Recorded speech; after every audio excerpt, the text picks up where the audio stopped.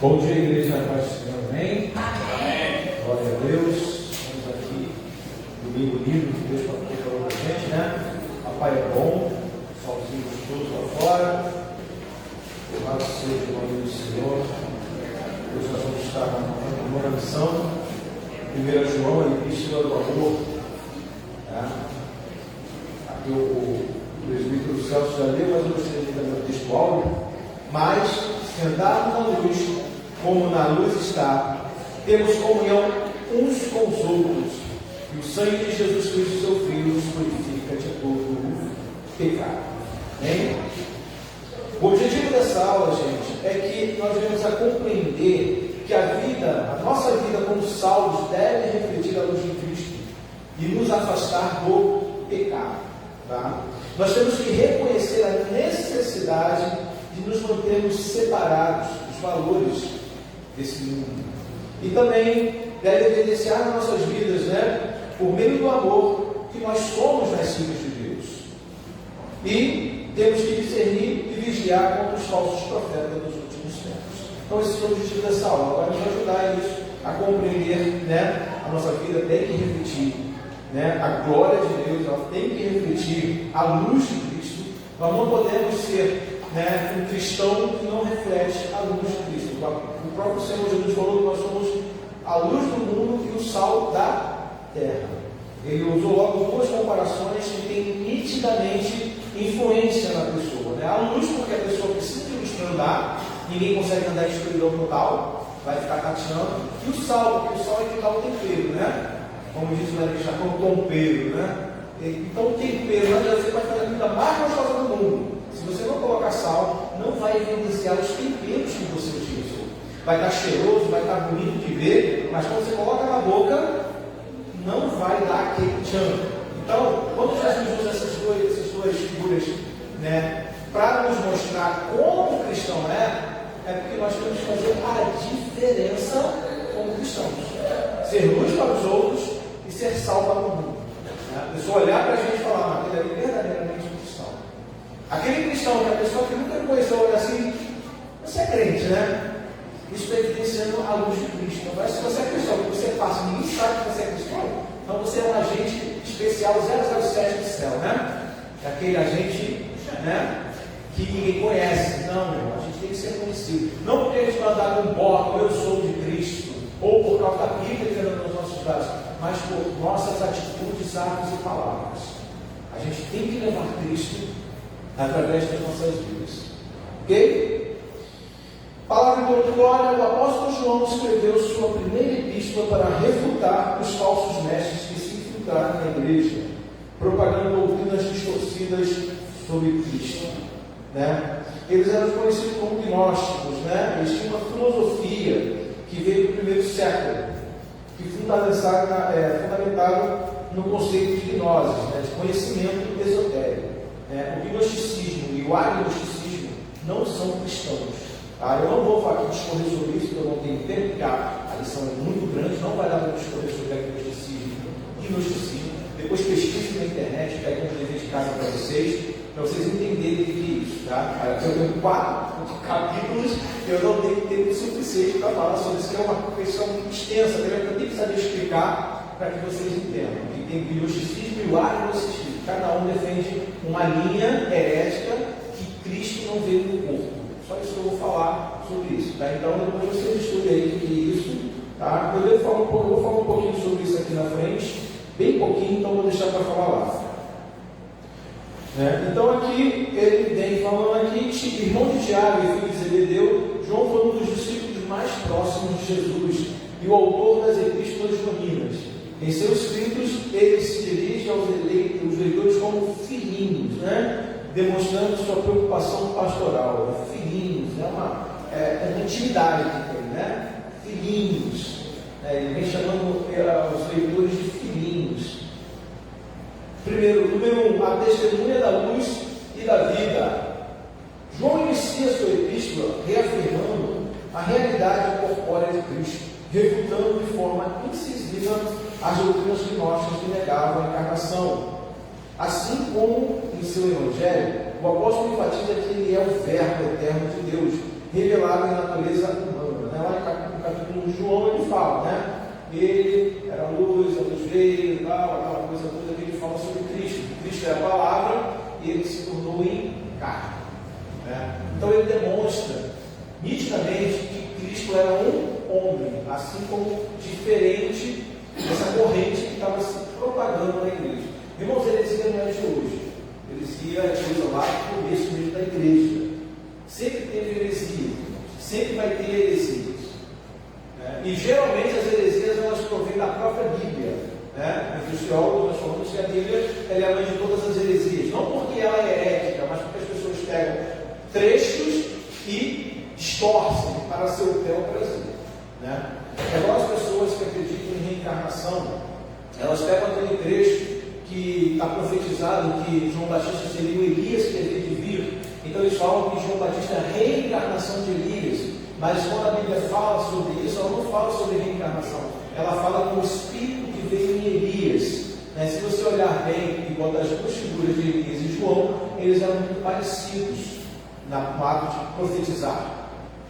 Então é nisso. Então eles pegam essa passagem, tentam embasar aquela doutrina em cima da Bíblia. Então a Bíblia não é herética, mas as pessoas procuram pegar versículos isolados e fazer dela aquilo a sua doutrina. Até hoje isso acontece. Nós temos várias heresias dentro da igreja hoje. Heresias que levam muita gente para o abismo e as pessoas vão sem ter o conhecimento. Por quê? Porque só confiam na palavra do homem, não estudam as Escrituras.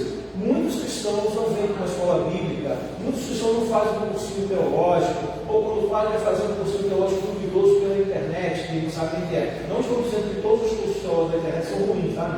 Amém, irmãos? Eu só estou falando que você tem que saber com quem você está fazendo.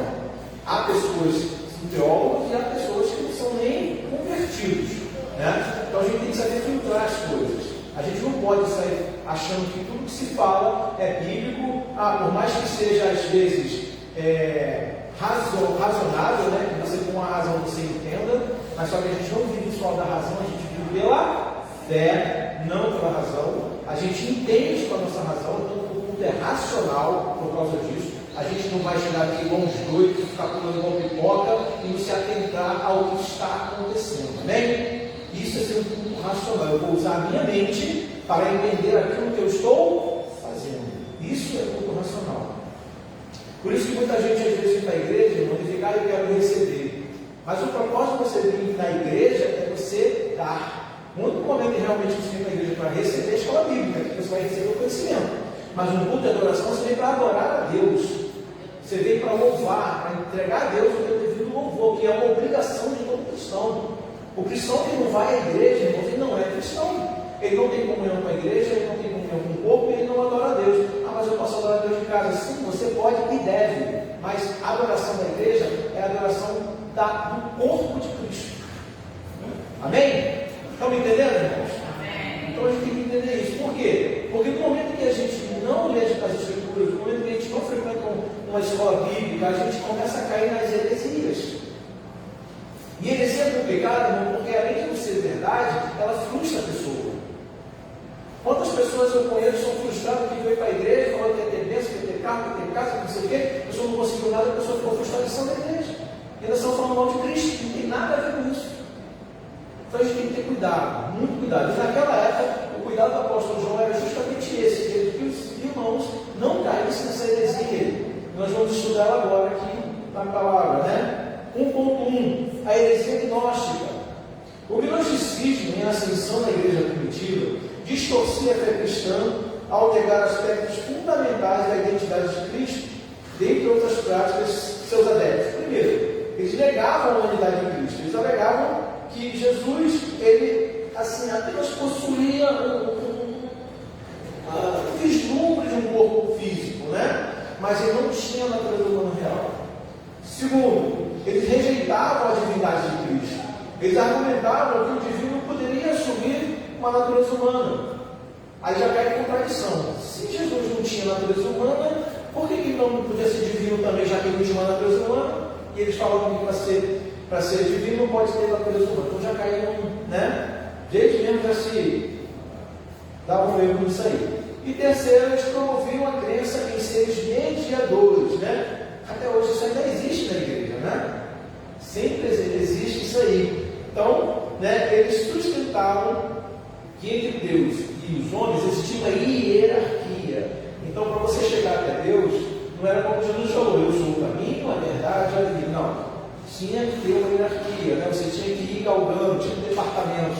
Você quer falar com o diretor, você tem que passar pelo chefe, depois você vai para a secretária, depois você vai, aí você vai subir. Era mais ou menos o que eles acreditavam também, que não dava para a gente ter acesso a Deus diretamente, né? Tinha uma hierarquia de entidades espirituais, né? Como os aeons ou os demiurgos, que deviam ser reverenciados, né? Esses demiurgos eram chamados de deuses menores, né? Subdeuses, semideuses, né? Como tinham os panteões lá da época lá. Quem sabe aí da história de Hércules, né? Que é semideus, esses semideuses que existem na mitologia, tanto greco-romana. Então, essa aqui a gente é uma explicação muito básica do gnosticismo, mas é os 3 pontos-chave dessa heresia dentro da igreja. 1.2. O combate direto às falsas doutrinas. Ao iniciar a epístola, João confronta diretamente aqueles que negavam a humanidade de Cristo, afirmando categoricamente a realidade da encarnação, testemunhada por ele e pelos demais apóstolos, né? Como ele fala em 1 João 1.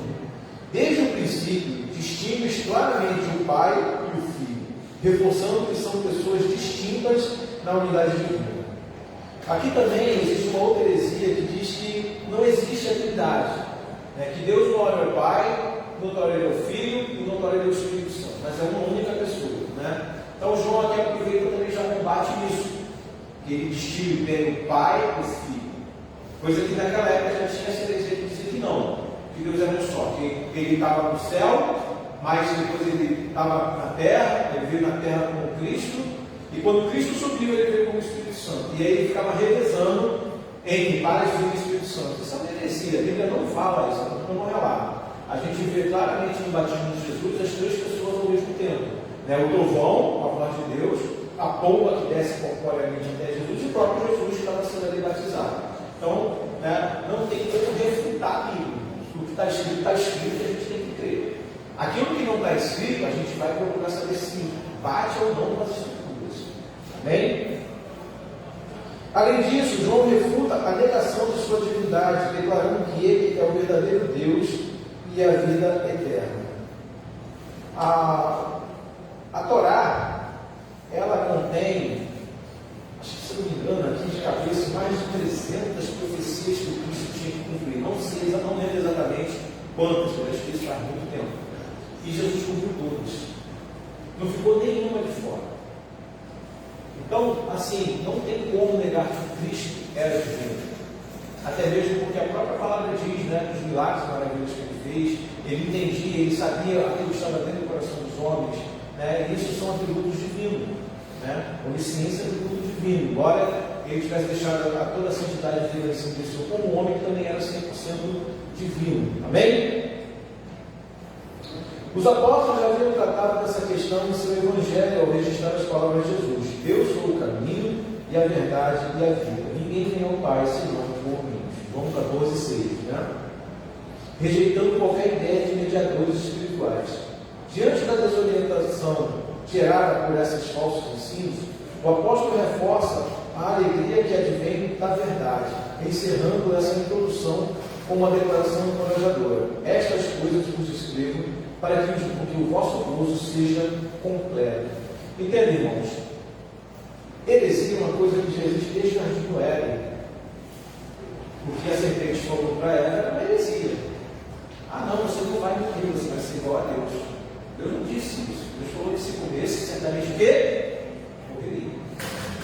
Então a heresia ela vem de longe, não é de agora. Se for pegar a história da Torre de Babel, eles estavam construindo uma torre porque não queriam mais que morrer afogado no dilúvio. Então eles estavam desafiando Deus. Então Deus veio e mudou a linguagem de todos. Então se você for pegar a Bíblia desde lá do começo, há sempre heresias no meio do povo. Sempre houve. Né? Os falsos deuses também são heresias naquela época. E cada Deus, né, eles proviam de um único ponto, que era a Bíblia. Só que cada um fez da maneira que queria e criaram falsos deuses. Porque o homem, irmão, na nossa natureza humana, nós temos que adorar a natureza de adorador. Nós queremos adorar algo. Tem gente que adora símbolos, tem gente que adora músicas, tem gente que adora pessoas, tem gente que adora outros deuses, tem gente que adora muita coisa. Porque nós temos essa veia adoradora, né? Nós adoramos o verdadeiro Deus e vemos as maravilhas deles. Essas outras pessoas que adoram outras coisas se frustram, porque nem sempre, ou por exemplo, quase nunca tem essa parte, vamos dizer assim, completa, plena. Porque só dá a plenitude de quem adora a Deus, porque Deus é a plenitude de tudo. Amém, irmãos? Até aqui tudo bem? Se tiver alguma dúvida, uma pergunta, pode falar, irmão. Tá? Eu estou fazendo mais resumidamente por causa do tempo, né, que a gente tem. E mais, quem quiser falar um pouquinho também, né, que não deixa eu perder muito o meu veio aqui, amém. Número 2, a redenção em Cristo e a purificação do pecado. Em seguida, o escritor sagrado estabelece uma nítida distinção entre aqueles que andam na luz e os que permanecem no pecado. Está em 1 João 7. O ser humano, por natureza, tende a justificação, relutando em admitir sua condição pecaminosa. João, porém, adverte: se dissermos que não temos pecado, enganamos-nos a nós mesmos e não há verdade em nós. Ou seja, né? Se eu chego e falo, eu não tenho pecado, eu já estou pecando, já estou mentindo. Porque a nossa natureza por si só ela já é pecaminosa. Alguém ensina a criança pequena a fazer birra? Alguém ensina? Você chega com o filho, faz birra desse jeito, desse jeito. Ensina. Você ensina o seu filho a ficar com raiva de você e ir contra você quando ele é pequenininho? Não. Isso é da natureza o quê? Humana. Não faz isso. É como se a gente estivesse falando, vai lá, faz. Parece que eles têm um filtro, né, que distorce o que a gente fala, então ele vai e faz sempre o contrário do que a gente faz. Na adolescência parece que esse filtro volta, né, pastor? Porque na adolescência também é complicado, né? É uma fase que a criança está se tornando adulto, né? E ela acha que sabe mais do que a gente, né? Todo adolescente passa por isso. Acha que sabe mais do que os pais. Eu não estou podendo falar para falar. Então, essa questão da santificação. Existem pessoas que vivem uma vida X, vamos supor. Desde 15 anos eu vivi dentro do Evangelho e, claro, todo mundo peca. Mas eu sempre tive um certo orgulho no sentido de, tipo assim, isso eu não faço, aquilo eu não faço. E a gente, quando não comete alguns pecados, querendo ou não, as pessoas se sentem superiores. Vamos supor, nunca matei ninguém. Eu me sinto superior a um assassino. Eu nunca estuprei ninguém, então eu me sinto superior a um estuprador. Eu nunca roubei ninguém. Então, assim, será que Deus, às vezes, por essa arrogância escondida, não permite que passemos por algumas situações para que Ele nos mostre que nós somos pó, que nós não somos nada e que nós não somos superiores a nada? Eu não sei se cabe nesse texto. Mas eu estou colocando porque, assim, depois de um certo tempo analisando, eu vi quanto eu era arrogante e prepotente. Não na maldade. Eu entendi. Não, mas sabe por que a gente não sabe? Desde 15 anos, crente. Não, tá certo. Isso acontece muito. Por que Paulo te espinho na cara? Para não ficar assim. Não, pelo amor de Deus. Não, já estou falando. Por que Deus colocou o espinho na cara de Paulo? Justamente por isso. Por quê? Como a nossa natureza é pecaminosa, então quando a gente faz uma coisa boa, a nossa carne entende que a gente fez uma coisa muito grande. Por quê? Porque não está na nossa carne fazer o bem. Jesus falou o quê? Que nós somos o quê? Maus. Vós que sois o quê? Maus. Sabei dar boas dádivas ao vosso. Então, a nossa natureza é má. Então, quando eu falo assim, não, eu nunca matei, para mim isso é um ganho. Parece uma coisa, É o máximo. Não, mas isso é a nossa carne, isso é a nossa natureza, porque a gente está indo contrário à natureza. Então, quando não dá, não estuprei ninguém, né? Como se fosse uma coisa, mas não é assim o que acontece. Por isso que a gente fica arrogante, porque a gente se sente superior, porque a gente não fez aquilo que outras pessoas fizeram, que a gente entende que é coisa ruim. Entendeu? Diga. Falando a respeito disso que você comentou, eu parei de ver certos repórteres porque deixam a gente muito entristecido e com sentimentos, na verdade, muito ruins. E eu me lembro uma vez que eu estava namorava com um durante o Flamengo, durante o minha irmã. E eu tinha visto a repórter a semana toda, era muita notícia ruim, só notícia ruim, né? Aí eu falei assim, eu acho que tinha que matar, tinha que ter 3 mortes, mas falei tanta coisa ruim que domingo à noite foi exatamente no domingo, isso foi o dia que eu falei. Quando eu botei os pés na porta da igreja, eu não me lembro exatamente nenhum louvor que estava cantando, mas quando a igreja estava muito cheia, e aí eu fiquei esperando a irmã encontrar um lugar para eu me sentar e fiquei no cantinho. Eu ouvi nitidamente assim sussurrando no meu ouvido: você acha que eu amo menos ele do que você? Do que a você? Olha, irmão, eu tenho certeza que foi a voz do Espírito. Eu ouvi nitidamente aqui, assim, como se alguém tivesse encostado aqui e tivesse falado ao pé do meu ouvido. Irmão, mas eu chorei tanto, de tanto perdão para Deus. Eu ia falar sobre isso agora. Perdão para Deus, porque ali sim eu entendi. Jesus não ama. Jesus não ama. A gente vê essas coisas que a irmã falou como méritos humanos. Deus não fez isso como méritos humanos. Deus fez isso como obrigação nossa. Fala, irmã. A minha visão aqui da irmã é indiferente de pensarmos se fazemos ou não, cometemos o ato, né? A única diferença é a consequência. Porque nós crentes, se não vigiarmos, a gente mata o nosso irmão, quem está dentro de casa, a todo momento. Então, o que nos faz diferente, né, não é o fato do ato. Porque se você fez o ato, você vai cumprir com a sua consequência daquilo. Você pode ir preso, né? Você vai ter que ter a sua consequência ali. Mas às vezes a nossa cabeça, eu digo por mim mesma, porque eu posso matar e já matei, né, do meu lado. Então, meu pecado não é menor nem maior só porque eu não fiz. É a mesma daquele que comete o como eu falei, né? A nossa carne, para a nossa carne, nós somos maus. Você quer que uma pessoa fale a verdade quando ela está irada? Porque ela vai falar o que está dentro do coração. Porque a palavra de Deus fala que a boca fala o que está o quê? Cheio do coração. Quando a gente está com a nossa razão, a gente bota um muro aqui. A gente fala o que está aqui, mas quando a gente está com raiva, a gente rasga esse muro e o que está aqui sobe. A gente fala. Essa é a diferença do cristão do não cristão. O cristão verdadeiro, por isso que eu tenho essa distinção de crente e cristão. Crente é quem crê, cristão é quem segue. Eu penso assim. Tá? Por isso você tem ouvido falar muito mais de cristão do que crente. Eu tenho essa diferença. Eu sei que crente não é um jargão das igrejas. Mas para mim existe o crente, que é aquele que crê. Todo mundo é crente, porque a palavra crente é uma palavra que vem da raiz crer. Se eu creio em algo, eu sou crente naquilo.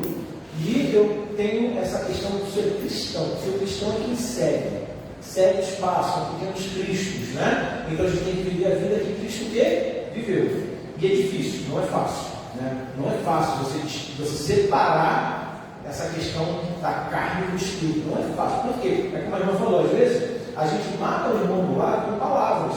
Não precisa de uma faca, de um revólver, de uma pistola, nada para matar. Você vai matar o físico, mas muitas vezes você mata o espiritual da pessoa, que é pior do que matar o físico. Porque aí ele está sendo um cristão fervoroso, você dá um tiro nele, você mata ele ao céu. Mas quando você mata essa pessoa com as palavras, às vezes a pessoa se desvia, cai no mundão, depois morre, vai para o inferno. É uma morte muito pior. Mas isso tudo vai da nossa natureza. Por isso que eu falei quando a irmã falou isso, que a gente fica soberbo, e realmente a gente fica soberbo. Por quê? Porque para a gente está num patamar assim, mas para Deus está todo mundo nivelado. Eu vi muito isso naquele filme A Cabana, né? Quem já viu esse filme A Cabana aí? Então, né? Para quem não viu, vou dar só um spoilerzinho. Na hora que ele está indo para pegar o corpo da filha dele, né? Que Deus se transforma num homem ali e vai com ele, e aí mostra o símbolo daquele cara que matou a filha, que ele fica com raiva de novo. O que Deus falou? Eu também quero redimi-lo, né? Porque Deus não quer perder ninguém. É isso aí. né? Eu quero redimir, porque para Deus somos todos iguais. A diferença do cristão para o mundano é o sangue de Cristo. Só isso.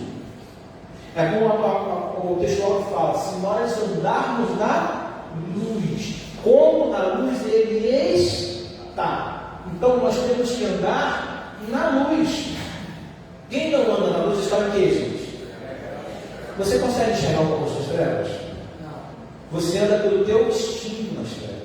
Você vai aguçar o teu ouvido, você vai aguçar o teu olfato, o teu tato, porque você não está o quê? Enxergando nada. Quando a gente anda na luz, a gente vê nitidamente as coisas, a gente consegue discernir tudo. Essa é a diferença do cristão para o não cristão. Nós estamos na luz. Mas tem pessoas que provocam, né? Eu vou contar uma experiência rápida, juro que eu vou falar. Sempre tem, mano. A minha garganta está doendo, eu posso falar. Eu vou falar só o último. Essa aqui é minha vizinha. Lá onde nós moramos, eu sou líder de mulher, eu era líder de mulher única, e aí tinha um grupo de mulheres que tinham filhos e a pastora não aceitava levar as crianças para o curso e tal, e tudo bem. Aí eu falei, não, essas mulheres não vão ficar sem curso. Claro que orando, embaixo da vontade de Deus, e montamos uma turma no condomínio dentro de uma casa. E nós éramos amigas, saímos, tomávamos café e tal, e tinha um outro grupo que se sentia a poderosa, a gostosa, a linda, maravilhosa. E eu sou gorda, sempre fiquei gorda depois das feiras, bebês, a vida toda fui magra, eu não tenho problema com o meu corpo, eu sou bem resolvida. E todas as vezes que estávamos reunidos, essa aqui é a testemunha, ela virava e falava assim, eu vou fazer umas sopinhas para você, Renata, para você emagrecer. Aí eu ficava na minha, segurando, né? Porque quando eu falo também, aí tu tenta ser crítico, porque o cara te provoca. Renata, olha só, estou no chacal e tu emagrece, eu estou na minha, não perguntei nada. Eu sei como emagrecer. É fechar a boca, é malhar, é bariátrica. Eu já fiz 3 processos de bariátrica e abandonei. Cara, eu tô gorda, é um problema meu. Aí, e ela não é magra, ela se sentia gostosa. Aí um dia, ela arranjou uma pessoa, tal, não era magra. Não, ela era uma coisa. Aí um dia, cara, eu tava na carne, porque o Espírito Santo não estava aqui naquele dia, não. Aí ela veio na minha casa, a gente fazendo cabelo, uma cuidando da outra. Aí ela virou pra mim e falou assim, Renata, todo mundo de mulher. Renata, eu vou agora em casa, vou fazer a sopa pra você. Essa semana você emagrece. Pastor, aquela hora ali, cara, eu não tava pura não. Eu falei, querida. Aí teve um momento que eu fiquei a sós com ela. Eu falei, engraçado. Mas eu debochando. Você é tão magra, tão linda, tão gostosa. Teve 3 filhos de homens diferentes. E eu sou tão gorda, tão feia, tão esquisita. Estou casada com o mesmo marido há quase 30 anos. Interessante, né? Aí assim, eu quero me ofender, eu queria magoar, eu queria destruir. Eu queria, que ela falou da morte. Porque assim, chega um momento também que você é ser humano. A pessoa te cutuca. Você não, eu sou crente, não, vou ficar na paz. Aí chega uma hora também que você não deu certo não, tá? Eu errei. E assim, mas as pessoas provocam. E eu estou contando dentro de contexto de gordura, de feminilidade, de mulher. Porque a mulher, ela não quer ser confrontada de beleza, de gordura e tal. Eu não fui gorda a vida toda. Então assim, ela não saiu da igreja. Ela está na frente da igreja, podia dizer amém. Mas assim, as pessoas às vezes parecem que querem que você fale coisas para que elas acordem. Porque parece que estão dormindo. Mas sempre tem, né? A gente chama do enviado, né? Às vezes Satanás não pode ir porque. E ela é testemunha. A palavra de Deus fala que a nossa relação de Satanás é dos enviados, né? É a Penina, né? A Penina dizendo, né? Infelizmente. Mas isso vai ter sempre, né? Sempre vai ter alguém testando a nossa fé. Sempre vai ter alguém testando a nossa fé. Como você falou, nós somos humanos, né? Só que a gente tem que, cada dia que passar, a gente tem que matar mais essa humanidade. Né? Porque acontece com qualquer. Quem não acontece isso aí levantando. Eu vou falar aqui, pastor, fala. É a questão de dar a face sempre, né? Aí eu não vou dar frase sempre não, irmão. Jesus. Aí tá, eu vou falar a primeira vez, eu engoli. Segunda, engoli. 10 vezes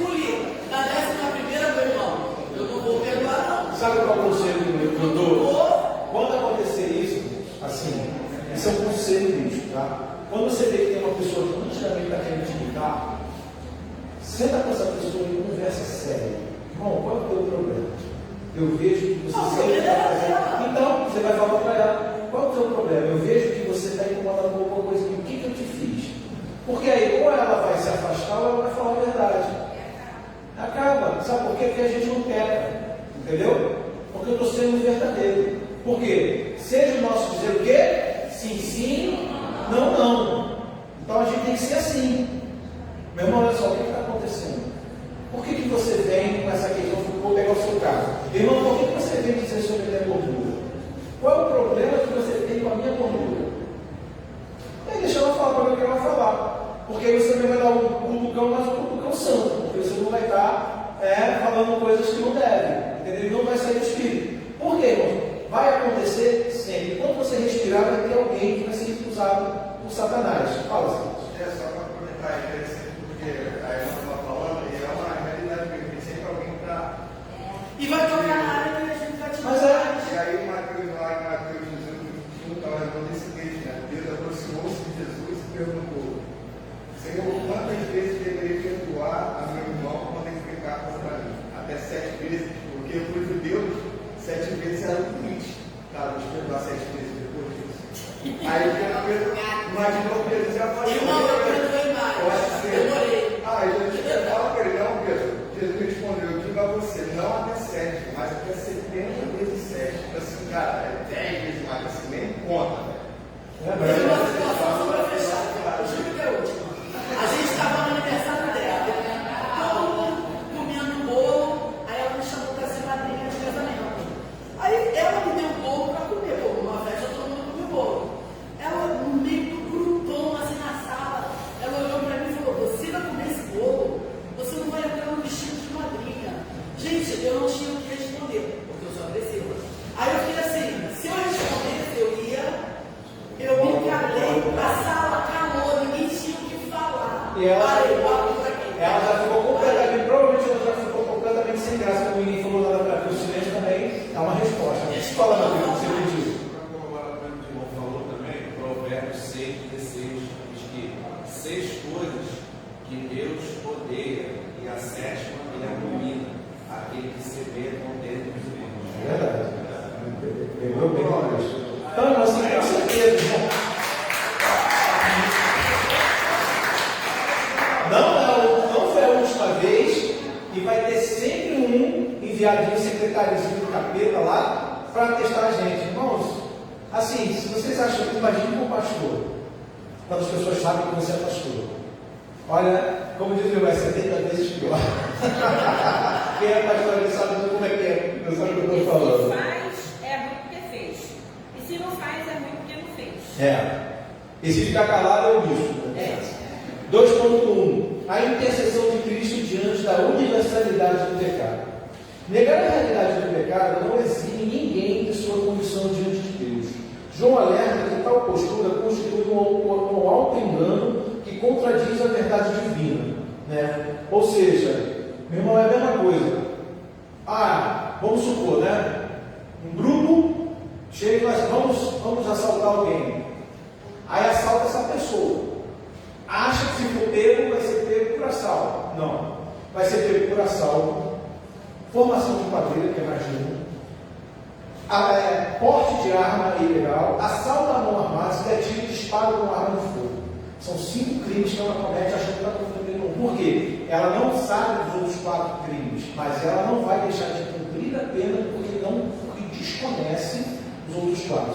É a mesma coisa a pessoa que nega o pecado. Não é porque eu neguei o pecado que eu não vou pagar pelo pecado que eu cometi. Está entendendo, irmãos? Então a pessoa pega, não existe pecado. Não, né? Existe vários que falam, não existe Deus. Mas por que ele disse que não existe Deus? Deus não foi anulado. Então, irmãos, a gente tem que ter essa consciência. Negar o pecado não quer dizer que você, neguei o pecado. Então, a única coisa que acontece é que quando você pega na inocência, né? Ou os pecados antes de você aceitar a Cristo.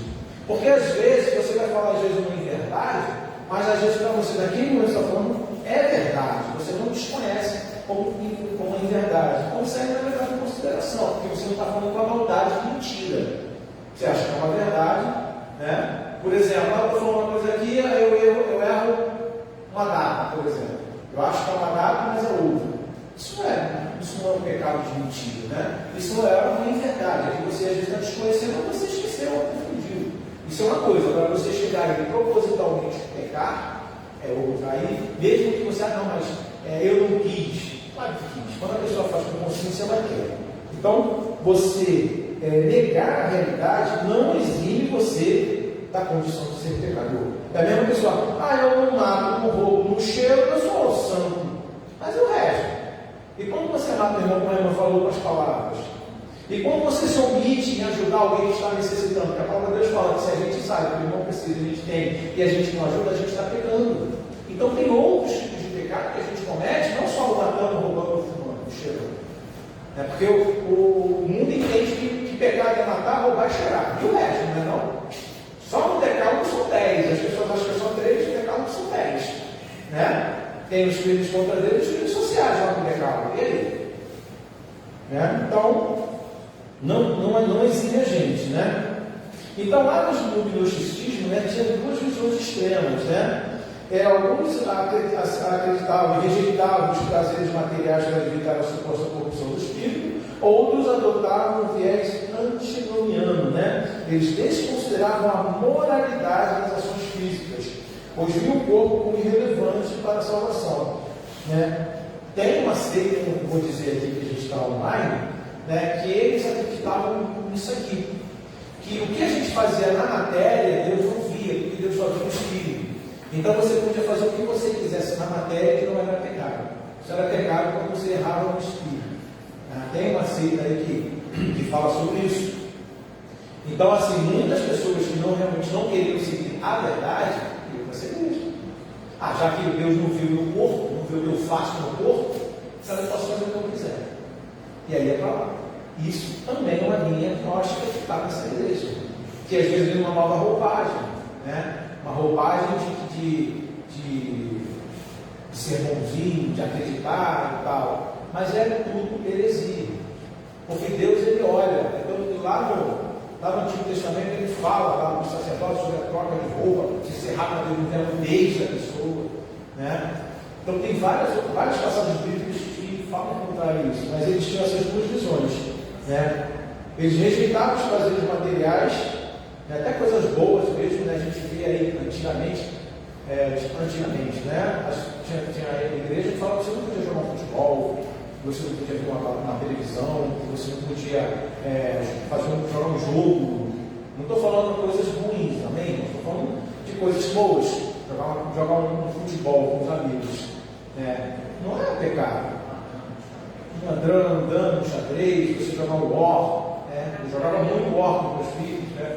Com o pessoal onde eu morava, que é um jogo de estratégia de guerra, muito legal. Né? Isso não é pecado.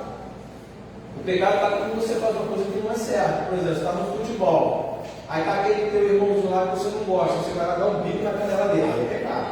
Não foi sem querer, não é sem querer nada, né? É igual as meninas na escola quando jogavam queimado, né? Elas jogavam queimado para acertar aquela medida que eles chamavam risca, né? Isso todo mundo sabia disso, né? Todo mundo sabia disso. Então, aí o pecado não está no esporte, está na intenção da pessoa, tá? Então, diante disso, o apóstolo reafirma: o ideal é evitar o pecado, mas caso ocorra, há um recurso providenciado por Deus, né? Se alguém pecar, temos um advogado para com o Pai, Jesus Cristo, o justo. Ele é o único que pode interceder ao Pai pelos nossos pecados, porque ele não pecou. Um pecador não pode interceder por diante de Deus logo. Porque você vai ser acusado, se defender do pecado, então você faz isso. Jesus não, Jesus pode chegar de Deus e defender, e Satanás vai chegar e falar o quê? Jesus pecou o quê? Né? Por isso que Jesus ressuscitou, irmão. A morte é salário de quem peca. Jesus não pecou. E aí ele foi lá embaixo, com a autoridade dele, tomou a chave da morte do inferno na mão de Satanás. Porque ele não tinha pecado para morrer. Ele ressuscitou. Glória a Deus por isso. 2.2, a expiação de Cristo e a amplitude de sua obra. A intercessão de Cristo junto ao Pai fundamenta-se em sua obra expiatória que proporciona a reconciliação aos pecadores, né? 1 João 2,2. Seu sacrifício é suficiente para toda a humanidade, evidenciando tanto a justiça quanto o amor de Deus, ainda que nem todos se apropriem desse benefício, né? Se não me engano, é Paulo que ele fala sobre o tribunal de Cristo, né? Que nós vamos comparecer lá. Nesse tribunal nós temos Cristo como advogado e Satanás como promotor, né? A palavra de Deus fala no Apocalipse que ele ficava lá nos acusando 24 horas. Né? Porque lá fala que caiu o dragão que acusava os eleitos 24 horas diante de Deus. Então Satanás ele fica lá nos acusando 24 horas. Mas nós temos um advogado também que está lá nos defendendo 24 horas.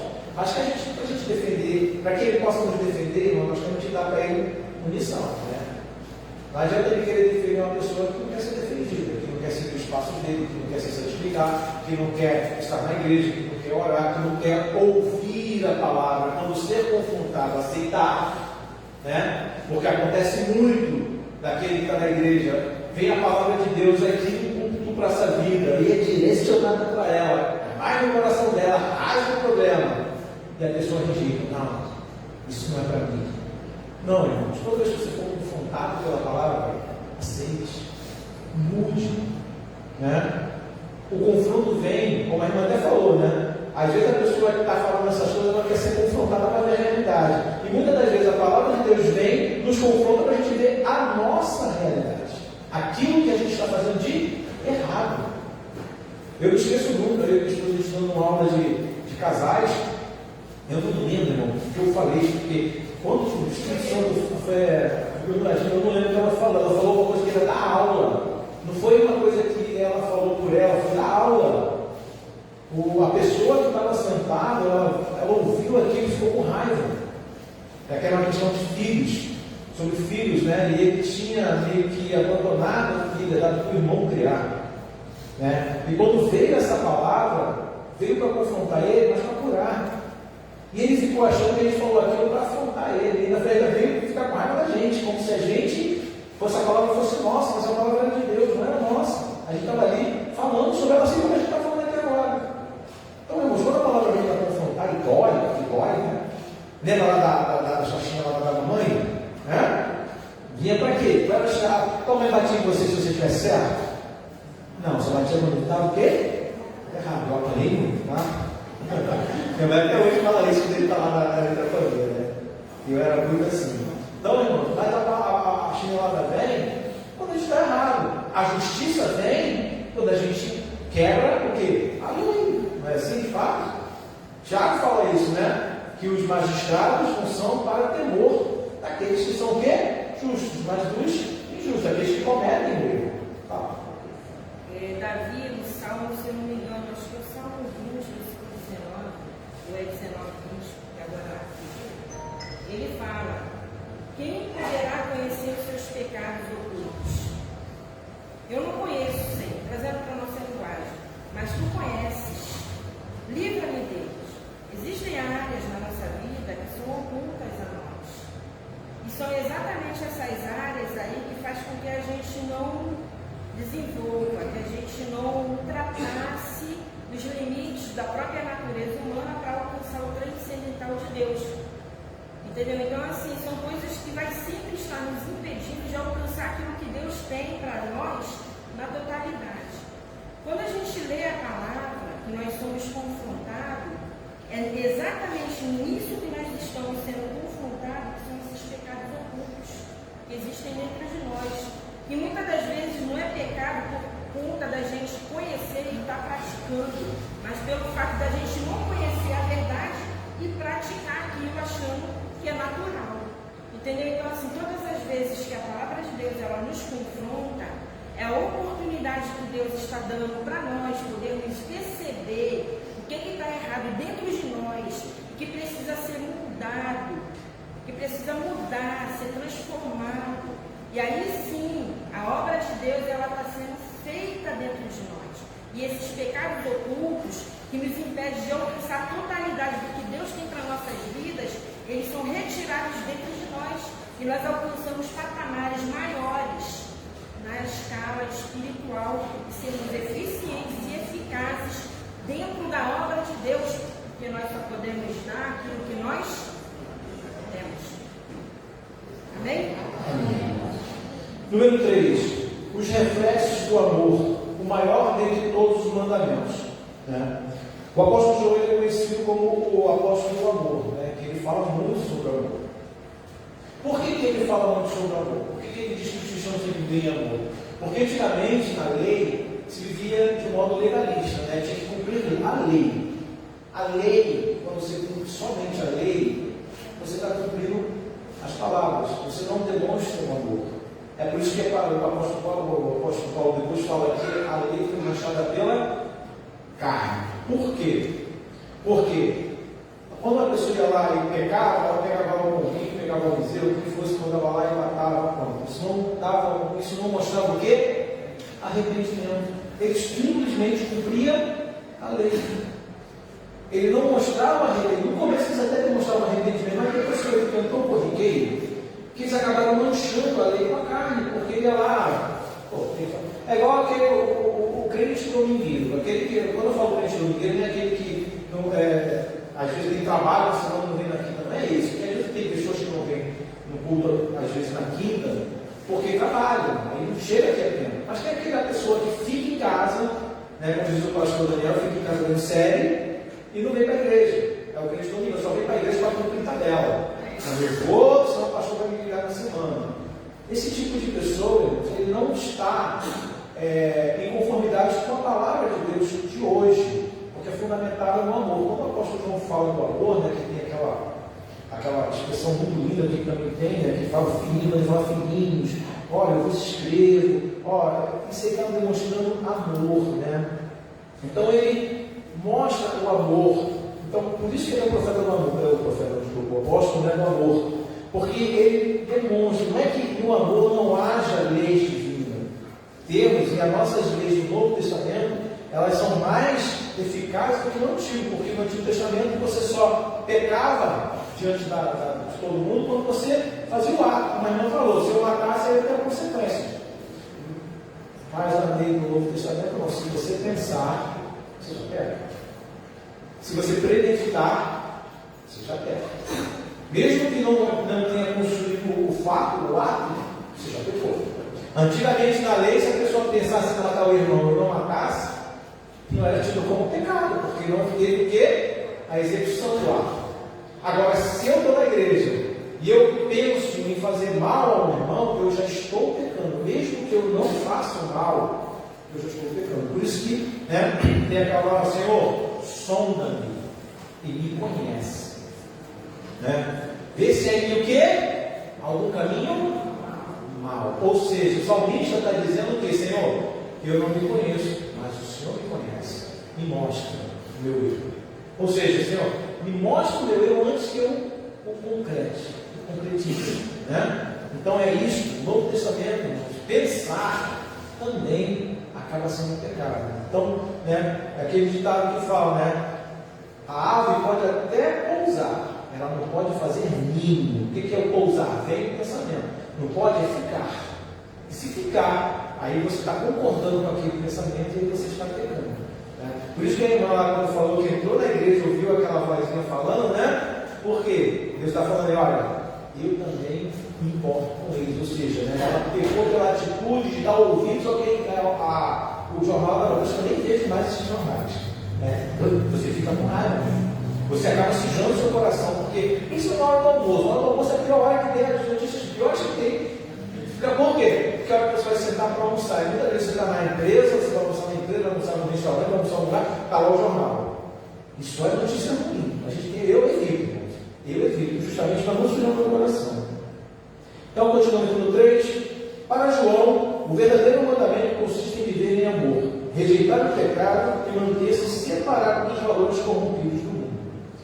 3.1. Quem permanece na luz manifesta amor. Né? Então, João ele apresenta 3 evidências de um novo nascimento. A primeira, né, é o testemunho interno do Espírito. A segunda, o amor fraternal. E a terceira, a prática da justiça. Aí, o que é esse testemunho interno do Espírito? É quando você começa a mudar de dentro para fora. As pessoas começam a ver em você uma nova pessoa, uma pessoa diferente. Fulano, poxa, fulano que foi para a igreja mudou completamente. Ela fazia isso e agora não faz. Isso é uma coisa natural, irmão. Não é assim, não, agora eu sou crente, não vou mais beber. Não, agora eu sou crente, não vou mais pecar. Não, agora eu sou crente. Não, nada disso. Isso aí é uma coisa da sua mente. Mas quando você tem o Espírito Santo dentro de você, a mudança começa de dentro para fora. Igual aquele louvor, né? De dentro para fora. Então, irmãos, assim, a nossa mudança ela vai começando a ser evidenciada à medida que a gente deixa o Espírito Santo trabalhar. Então, essa é a primeira evidência de que você realmente aceitou Cristo. A segunda evidência, né, é o amor. Você começa com o amor fraternal. O que é o amor fraternal? É a compaixão pelos irmãos, é a compaixão pelas pessoas. Você via nas pessoas, você não sentia nada, agora você começa a sentir o quê? Compaixão. Por exemplo, porque o assassino morreu. Sinceramente, irmãos, eu não fico feliz. Porque eu sei para onde ele foi. Eu ficaria feliz se fosse o assassino se converteu. Aí eu fico feliz. Porque agora ele aceitou um novo e vivo caminho. E ele vai ali, através daquele novo caminho, ser confrontado, ele vai se arrepender do que ele fez, e ele vai começar a mudar a direção da vida dele, por isso que os outros agem nele. Uma vez eu falando isso com um mundano, que estava falando sobre isso, eu falei ao contrário, e quase me bateu. Mas isso não é justiça. Eu falei, não, a justiça é que ele cumpra a pena que ele fez. Ele disse, ele tem que cumprir, porque ele fez um ato que foi contrário à lei. Mas se ele pegar e ele se converter, ele aceitar e se pedir perdão e se arrepender, a justiça divina vai ser através do sangue de Jesus. Qual é a diferença de matar a pessoa fisicamente ou falar mal do irmão? Diferença nenhuma para Deus, irmãos. Porque é pecado. Não existe pecadão, pecadinhozinho aqui. Não, tudo é pecado. Independente do tamanho que seja. Para Deus, o que vale não é só o ato, mas a intenção do coração. Então, toda vez que você tem uma intenção ruim, você está pecando, independente das consequências daquele seu ato. Então, por isso que muita gente, o mundo não entende isso. Porque o mundo não entende, não discerne as coisas espirituais, mas aquele que é espiritual vai discernir as coisas espiritualmente. Por isso que nós temos que ter compaixão, por isso que Deus tem compaixão da gente, irmãos. Se Deus não pensa dessa maneira, a gente não seria, Jesus não teria vindo morrer para a gente, Deus deixaria do jeito que estava. Dá para entender, irmãos? Essa é a diferença do cristão. O cristão tem que refletir a vida de Cristo em sua vida. Se a gente não tivesse, se eu ver uma pessoa no mundo, largada lá no meio de uma cracolândia, eu não tiver um mínimo de compaixão para essa pessoa, isso não quer dizer que eu vou levar para casa, que eu vou lavar ela, que eu vou sustentar, não quer dizer isso, porque a pessoa está naquela situação, eu não sei porquê. Tem diversas maneiras que a pessoa está naquela situação, eu não sei qual é. Mas se eu pelo menos passar e eu sentir meu coração compungido, e no pelo menos orar, fazer uma oração rápida para aquela pessoa ali, no meu interior, irmãos, eu não estou exercendo nada do Espírito Santo. Entenda porque hoje em dia, hoje as nossas associações atuais é difícil ajudar as pessoas que estão na rua. Antigamente, quando eu era pequeno, as pessoas estavam na rua, pessoas que não tinham condições de viver. Hoje, não é só isso. Tem muitas outras questões aí nessa situação.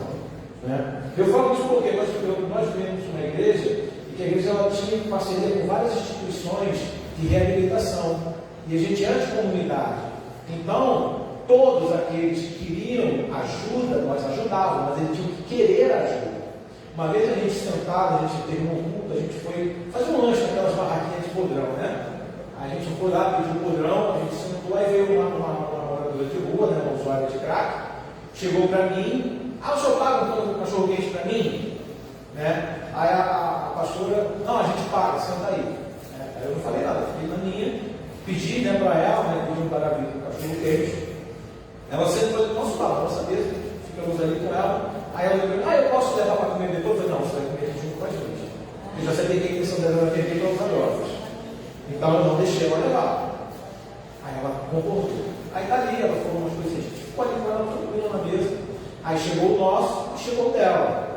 Aí eu peguei o copo do Guaravita dela e abri toda a tampa. Fiz uso aquilo ali como cachimbo, assim, a gente não tirar toda a tampa. Então eu tirei toda a tampa e entreguei para ela. Aí o que ela fez? Ela deu uma picadinha no negócio, mordeu um pedacinho do cachorro quente, aí pegou o cachorro quente, tirou pela metade, deu para o cachorro que estava do lado, pegou e deu para o morador do outro que estava do outro lado assim.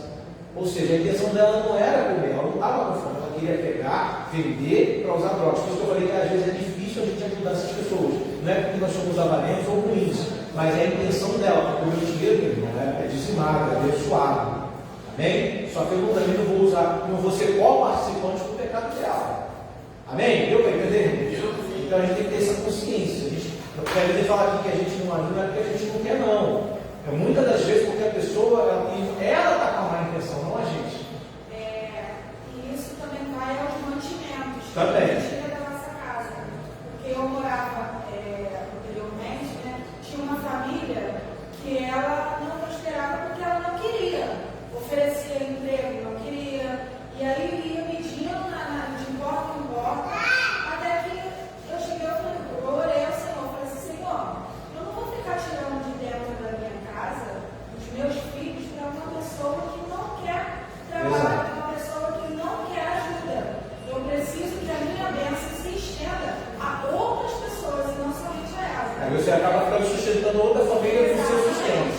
Então, aconteceu com a gente há uns 2 anos atrás, isso aqui em Campo Grande. Uma família onde nem o homem nem a mulher queria trabalhar, a Isaías estudava com o filho dela, né? E ele contando com Isaías a questão, a gente lá levantamos uma ajuda lá no condomínio para essa família e entregamos. Não deu 15 dias, a mulher estava reclamando, estava tudo acabando. Né? Por 15 dias, com uma ajuda boa.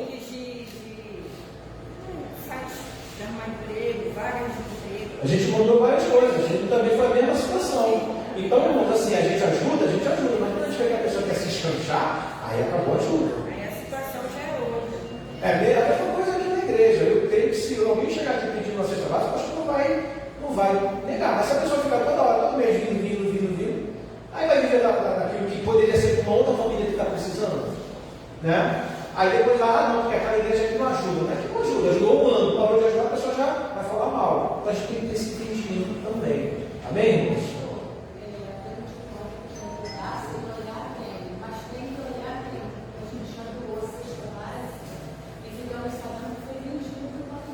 É verdade, isso acontece. A gente trabalhou. A gente trabalhou numa ONG lá na Maré, e tinha uma menina que ela arrecadava roupas para doar. Mas depois a gente ficou sabendo que ela pegava aquelas roupas e ia para a feira vender. Né?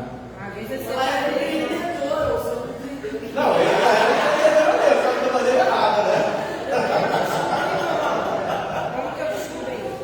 Eu separei a minha filha, quando ela cresceu, ela fez assim, zoom, e perdeu todas as roupas. E ela tinha muita roupa, porque as tias compravam, a avó, e roupa boa, teve até roupa que ela nem chegou a usar direito. Aí eu separei aquelas roupas todas para levar para lá, para dar para as meninas. Aí deixei com essa pessoa e encarregada para ela separar para as meninas. Aí passou a semana. Na outra semana, uma das meninas chegou para mim e falou assim, professora, a fulana, as roupas que a senhora deu para ela, que era para dar para a gente, ela não deu não, ela levou para a barraca dela na feira. Quando a senhora trouxer alguma coisa para a gente, não dá para fulana não, traz para a gente direto. E essa pessoa ficou toda desconfiada comigo a semana inteira. Vocês entenderam, irmão? Então a gente não é que a gente vai ficar escolhendo quem ajudar, mas a gente vai tentar entender o que o Espírito Santo vai falar com vocês também. Eu creio nisso. Vamos continuar, eu tenho muita matéria aqui ainda. 3.1. Quem permanecer na luz manifesta o amor. Né? Então, eu já falei sobre os 3, né? o testemunho interno, o amor fraternal e a prática da justiça. A gente tem que se praticar a justiça. Né? Então, para o escritor sagrado, não há meio termo. Ou se está na luz, né, que é evidenciado pelas 3 marcas, ou se permanece em trevas. Os falsos crentes, influenciados pelo gnosticismo, promoviam debates filosóficos vazios e, em sua postura antinomidas, viviam no pecado, gerando escândalo na igreja. A rejeição à verdade os tornava espiritualmente cegos. Em contraste, os verdadeiros discípulos preservavam na simplicidade do Evangelho. João também encoraja os jovens mais suscetíveis a influências externas e ideologias sedutoras. Ele os lembra de que já venceram o maligno. E ao usar o verbo conhecestes, né, do grego agnócate, destaca que, ao contrário dos gnósticos, os crentes detêm a verdadeira compreensão da realidade. Tem comunhão com o Pai Celestial. Né? Então sempre há diferença, irmão, daquele que crê e daquele que não crê. Ah, pastor, mas eu creio nisso, eu creio na Escritura, mas eu só não creio nisso, então você não crê em nada. Ou você crê ou você não crê, não tem meio termo. Meio termo é de Satanás. Quando a gente sempre fala, o mundo pertence ao inimigo, não pertence a Deus. Porque a gente vive de fé, e fé transcende a nossa mente. Se eu for ver a Bíblia somente com a minha mente carnal, eu vou discordar de muita coisa. Eu estou falando isso, irmãos, como pessoa que já estudou bastante isso aqui. Se eu for ver ali a luz da minha mente humana, eu vou discordar. Só que eu não vejo através só da minha mente humana, eu uso a fé. Com a fé espiritual eu começo a entender essas questões que os históricos críticos falam que são contradições bíblicas. E nós que somos os cristãos, esquecendo o termo agora, os cristãos históricos gramaticais, nós entendemos que são pontos de tensão, onde a Bíblia se auto-explica. Né? Isso é uma questão mais teológica. Tem o histórico crítico é aqueles que acreditam na teologia da morte de Deus. A gente não precisa de Deus para ir para a salvação, a gente não precisa da Bíblia, que Jesus não era aquilo tudo, e a questão de Jesus era com casca de cebola, que tem que tirar os milagres, não chegar no Jesus humano, né? Então você joga tudo fora quando aquilo que está biblicamente escrito. Né? Então a gente tem que ter esse entendimento que com a mente, por isso que fala que a letra mata, que o espírito edifica. Por quê? A letra mata, porque a gente lê a Bíblia apenas com a nossa mente racional. E aí você vai fazer várias heresias, como acontece. Quando você lê a Bíblia através dos olhos do Espírito Santo, você entende ela conforme ele quer, porque foi o único interpretador da Bíblia, que é o Espírito Santo. Toda vez que você for ler a Bíblia, ó, Espírito Santo, interpreta para mim. Irmãos, você vai entender a Bíblia de uma maneira que você nunca entendeu. Eu garanto isso. Tá? Se não conseguir, fala com o pastor. 3.2. Quem permanece da luz rejeita o mundo. Né? O domínio que antes pertencia ao homem foi entregue ao diabo, conforme Lucas 4,6. Identificado como príncipe deste mundo, sob cujo poder a humanidade caída permanece. Nesse contexto, a postura do verdadeiro crente é de resistência. Jesus alertou que os que pertencem a Deus enfrentarão rejeição, mas garantiu que essa oposição pode ser superada, pois ele venceu o mundo. No entanto, essa vitória não decorre de esforço humano, mas da fé. O cristão que vence o mundo é aquele que pratica a fé. A gente não vai vencer o mundo com armas carnais. Satanás não é um homem que você pega uma arma e dá 2 tiros dele e ele morre. Ele é um espírito. Ele não dorme, ele não se cansa. Entendeu? Ele já viveu muito mais do que a gente. Ele tem milênios nas costas. A gente não. Ele conhece lá desde o começo, né? Então ele estava lá presente na moeda. Foi ele que fez tudo que aconteceu lá. Então ele sabe como a gente pensa. Ele sabe como a gente anda. Ele sabe mais da gente do que a gente dele. Então, irmãos, ande na fé. Quando você andar na fé, o Espírito Santo vai te ajudar a resistir a ele. E a palavra de Deus fala o quê? Sujeitai-vos a Deus. Primeiro, você tem que se sujeitar à palavra.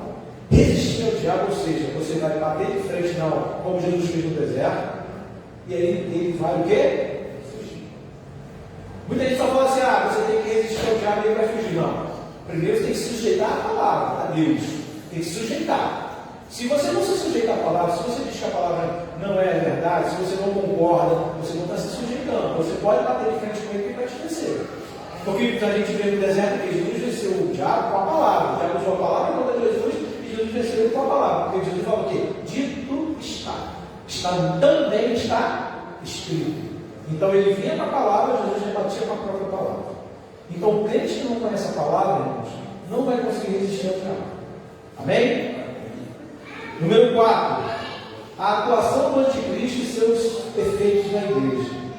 Desde os primórdios da era cristã, a igreja vive sob a expectativa do retorno de Cristo, um princípio que mantém os crentes em constante vigilância para o arrebatamento. João advertiu seus leitores sobre a iminência dos eventos escatológicos ao afirmar: filhinhos, é já a última hora. Isso aqui é uma coisa, irmãos, que a gente tem que entender, né? Muita gente fala assim, mas desde que o mundo é assim. Irmãos, entenda, a palavra de Deus fala que 1000 anos para Deus é como se fosse o quê? E um dia como? Isso mostra que Deus ele não está preso ao nosso tempo, ao Cronos. Né? O Cronos é o tempo do homem, a gente só anda na frente. Deus ele vive no Kairos. Então, para ele, o nosso tempo é irrelevante. Vamos só um exemplo, vou fazer aqui um devaneio agora. Para Deus, vamos pensar que tem 2 dias que Jesus subiu de volta da cruz. Amém? Como se fosse 2.000 anos, né? 2 dias. Então, o próximo terceiro dia, Jesus já vai descer. Vocês estão entendendo? Então, para Deus, não existe essa questão de tempo humano. O tempo humano é para a gente.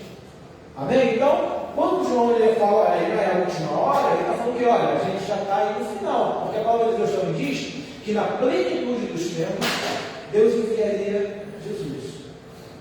Amém? Então, plenitude é o quê? Está cheio, está pleno, acabou. Então, Jesus ele veio, ele inaugurou o final dos tempos. Então, quando Jesus veio, a gente já começou a entrar no escapão. Então, nós já estamos vivendo tempos escatológicos. Tudo que acontece está beirando o fim. Se você for ver tudo que aconteceu de Jesus para cá, está se refletindo no que a gente está vendo hoje em dia. Esse caos todo que tem, isso foi biblicamente explicado. A gente está vivendo realmente os últimos tempos da Terra. Aqui eu já fiz a pregação sobre os 10 sinais que nós somos a última geração. E são 10 sinais que já aconteceram. Eu não falei nada aqui que tem que acontecer. Isso demonstra que nós estamos realmente no fim dos tempos.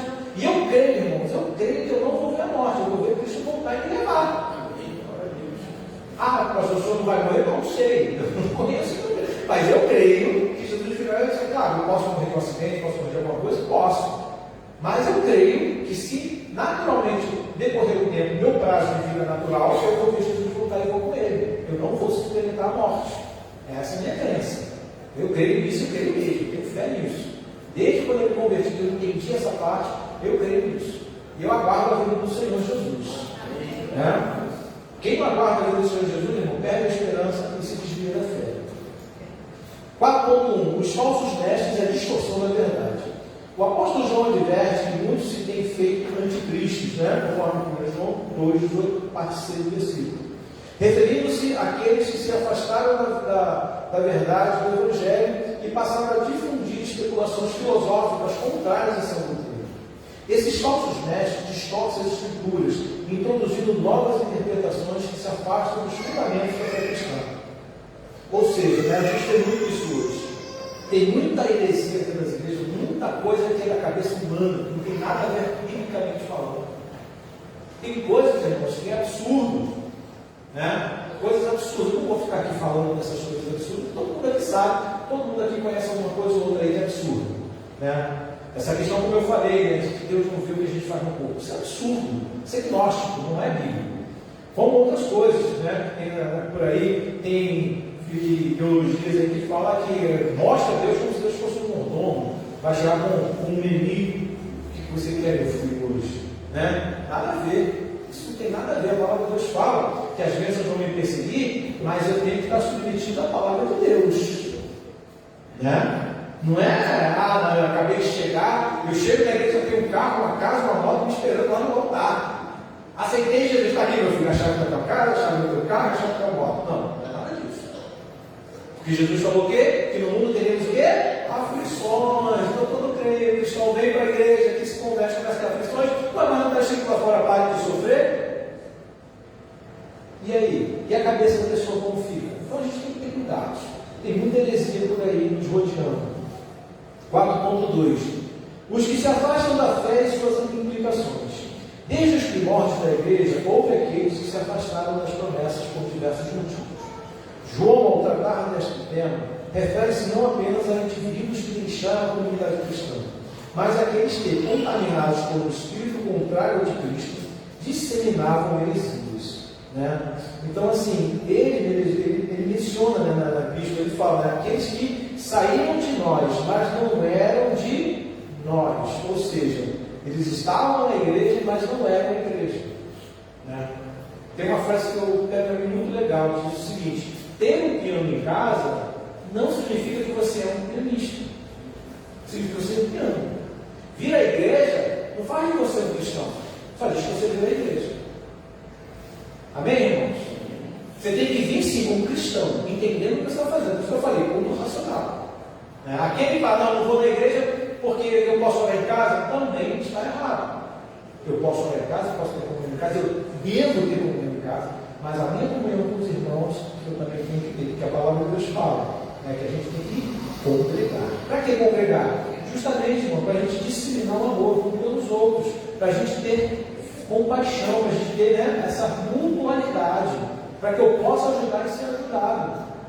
Eu em casa, somente eu, o pastor e meus filhos, é uma coisa, são 4 pessoas, a gente fala, a gente ora, a gente faz culto também, mas aqui são outras, tem outras pessoas que pensam diferente. Às vezes eu vou usar um irmãozinho lá para falar uma coisa que precisa falar comigo, ao qual eu não vou escutar se a minha esposa falar.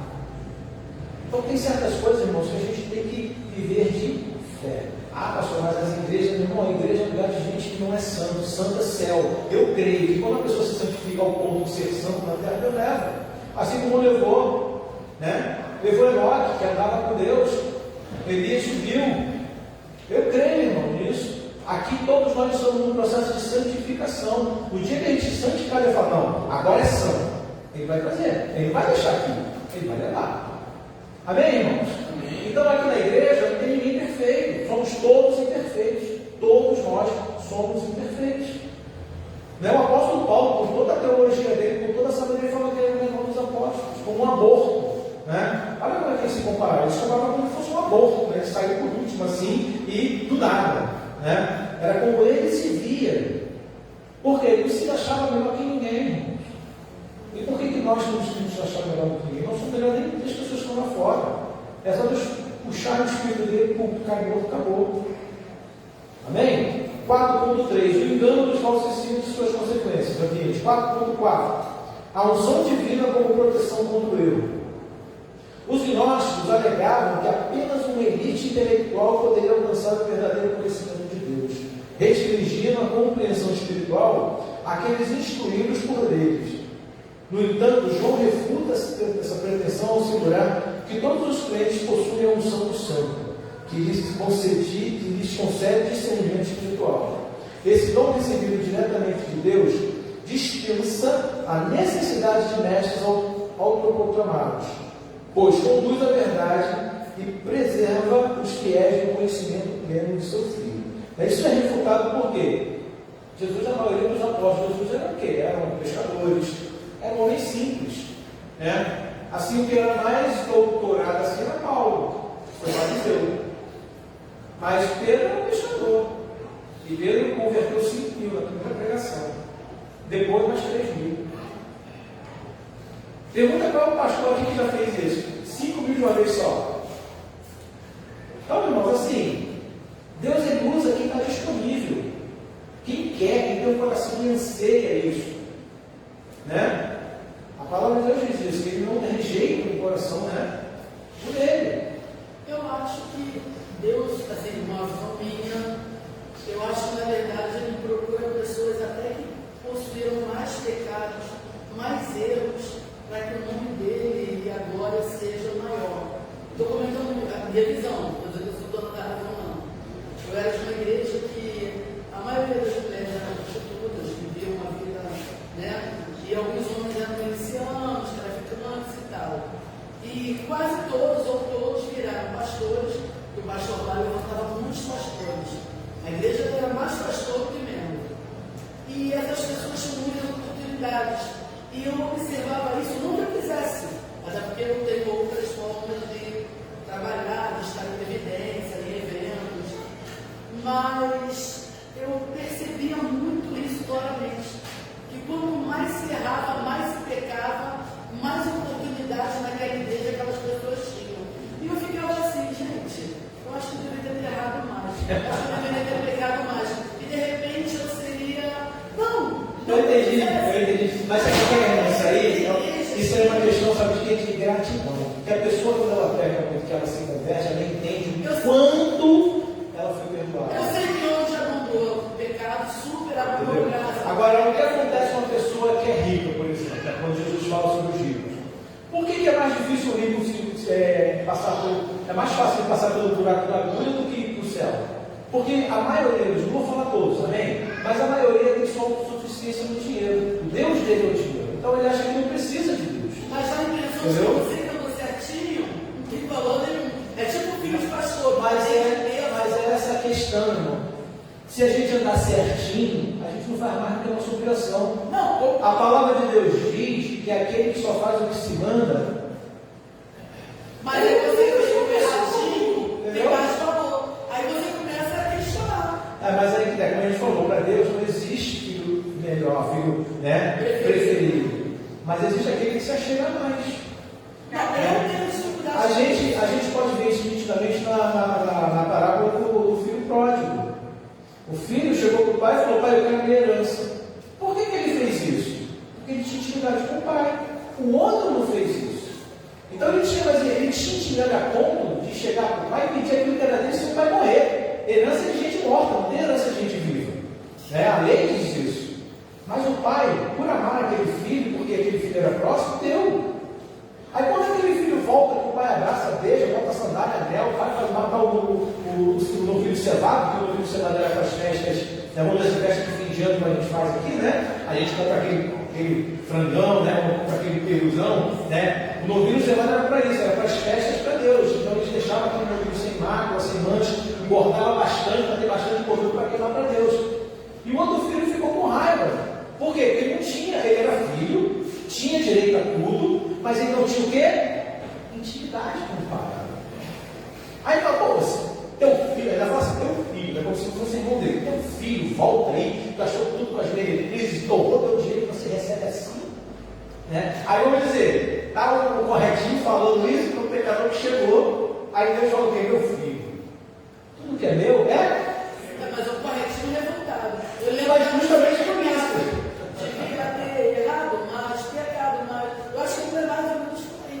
Não, mas aí, isso para Deus é irrelevante. O que importa para Deus é o coração da pessoa em anuado de se entregar para Deus. Claro que aquele que errou mais, ele vai ter uma gratidão maior. Mas isso não quer dizer que aquele que nunca errou, que aceitou Jesus, também não vai ser tratado do mesmo jeito. Isso aí fala a parábola dos trabalhadores da última hora. Isso. Quando o Senhor da vinha chama os trabalhadores e promete a eles um salário, e aí tem que chegar no primeiro. Aí quando chega no final do dia, os que entraram no último dia do trabalho, estavam fazendo a mesma coisa que os outros. Aí eles foram reclamar os primeiros: Senhor, peraí, eu estou trabalhando contigo já há um tempão, esse cara chegou, ele falou: o que eu prometi para você? Eu cumpri o que eu prometi para você? Cumpriu. Então, o que eu prometi para ele foi a mesma coisa que eu prometi para você. Só que você chegou antes, você desfrutou durante um tempo melhor, um tempo maior. A gente às vezes olha só o resultado. Eu não gostaria de passar o que uma pessoa sem Deus passou a vida inteira, para depois dar testemunho, eu me prostituí, eu me droguei, para depois dar testemunho disso. Glória a Deus que eu nunca fui lá e nem quero ir, irmãos. Entendeu? Agora eu estou me vangloriando devido a vida errada no passado. A gente vê nesses testemunhos de pessoas que eles vão dar um testemunho, passa 40 minutos, os olhinhos dele brilhando por tudo que ele fez no passado. É o testemunho. Aí no final ali, Jesus me salvou. Parece que fala de orgulho. Então não existe glória nenhuma nisso. Quem está fiel na igreja a vida inteira sem se envolver com o pecado, irmão, glorifica a Deus por isso. Nunca foi necessário você ir lá fora, irmão. Entendeu? Não foi necessário você. Quando eu voltei para Jesus, eu estava no culto, e aí o pastor falou para mim: ô pastor Daniel, dá glória a Deus, pastor. Sabe por quê? O senhor voltou inteiro. Tem gente que voltou sem uma perna, sem um olho, sem família, destruído. O senhor voltou com uma família abençoada. Agradeça a Deus por isso. Então, queridos, não se sintam menores ou menos importantes em relação às pessoas que estão testemunho que foi prostituto, foi ladrão, foi assassino. Se está menor, não. Se sinta digno e não digo merecedor, não são merecedores, mas digno da graça de Deus sobre a tua vida, porque você nunca foi lá fora, nunca foi. E agradeço a Deus por isso. Senhor, muito obrigado por você ter me guardado esse tempo todo e não ter sido necessário me quebrar todo para depois voltar para cá. Pastor, ele falou.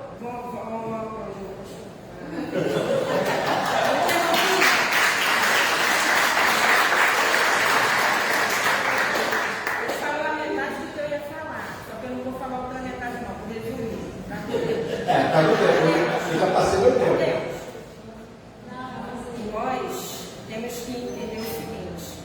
para cada um Deus tem uma porção. E muitas das vezes nós não exercemos a porção que Deus nos deu, por conta da gente olhar para o outro. Entendeu? Então, assim, isso é muito ruim. Nós temos que aprender a olhar para dentro de nós e deixar de olhar o próximo. Nesse sentido, Renato. Esse aprendizado. Tá? Porque até a gente compreender isso, a gente sofre. Porque a gente fica cheio de questões, perguntando a Deus. Quando Eliseu falou para Elias que queria a porção dobrada do Espírito que Elias tinha, para ele, o que Elias falou? Dura coisa. Quanto mais a gente quiser crescer no reino de Deus, mais a gente vai ter que se aprofundar. Então é sofrimento, é horas e horas de dedicação. Ninguém chega no topo da superfície aqui para cima, é da parte de baixo para cima, porque o quanto você quiser crescer, mais você vai ter que criar raiz.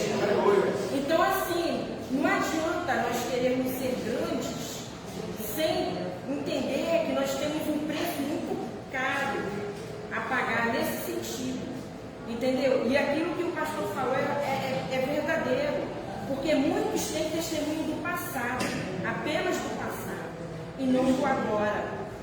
O testemunho para Deus verdadeiro é do que a gente vai fazer no encontro que nós temos com Cristo para frente, e não do que apenas passou. Apenas passou serve de testemunho, mas você não pode parar nisso.